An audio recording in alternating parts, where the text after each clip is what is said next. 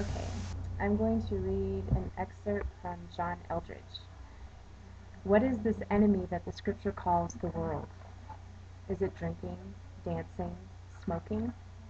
Is it going to the movies or playing cards? That is a shallow and ridiculous view and approach to holiness. It numbs us to the fact that good and evil are much more serious. The scripture never prohibits drinking, only drunkenness. Dancing was a vital part of King David's life. And while there are some very godly movies out there, there are also some very ungodly churches. No, the world is not a place or a set of behaviors.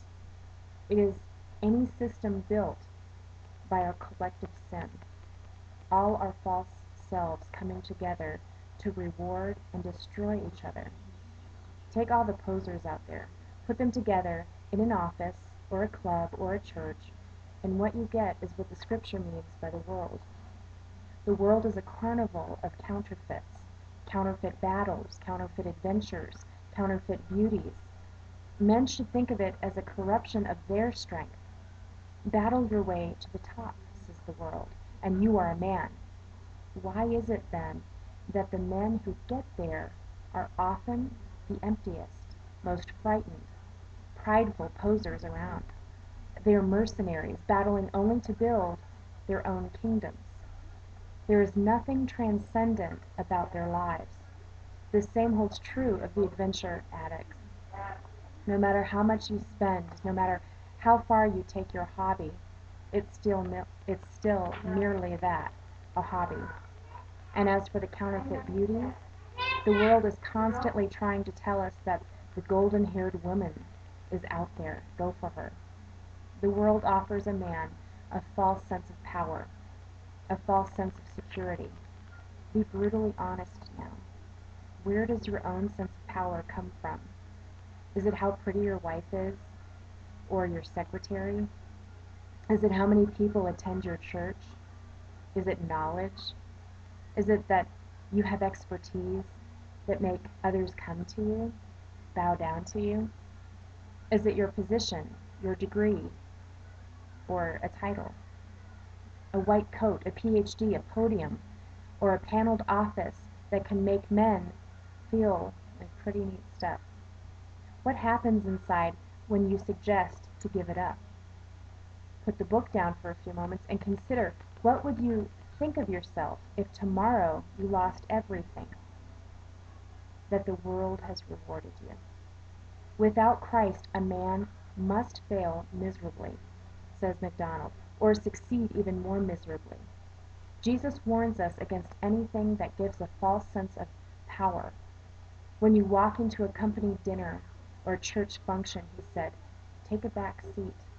Choose the path of humility. Don't be a self-promoter, a glad-hander, a poser. Climb down the ladder. Have the mail clerk over for dinner. Treat your secretary like she's more important than you. Look to be the servant of all.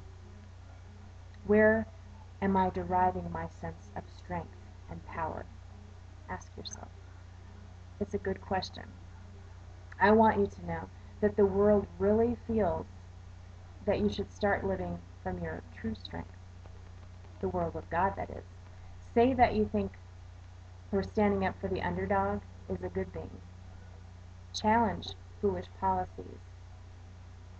Everyone from the world will turn on you like sharks. Remember the film Jerry Maguire? The world of poses is shaken by a real man. They'll do whatever it takes to get you back in line, threaten you, bribe you, seduce you, undermine you. They crucified Christ, but that didn't work, did it? You must let your strength show up. Remember Christ in the garden. They crucified Christ, and yet when he was in the garden, the sheer force of his presence, many of us have actually been afraid to let our strength show up because the world doesn't have a place for it. Fine, the world screwed up. Let people feel the weight of who you truly are. That was John Eldredge, and it's in his book Wild at Heart. Let them feel the weight that you are by walking in love, in joy, in peace.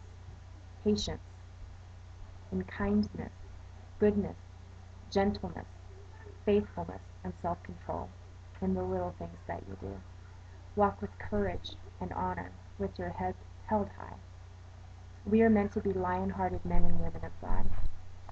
So choose to walk in the pathway that God has created for you, and choose to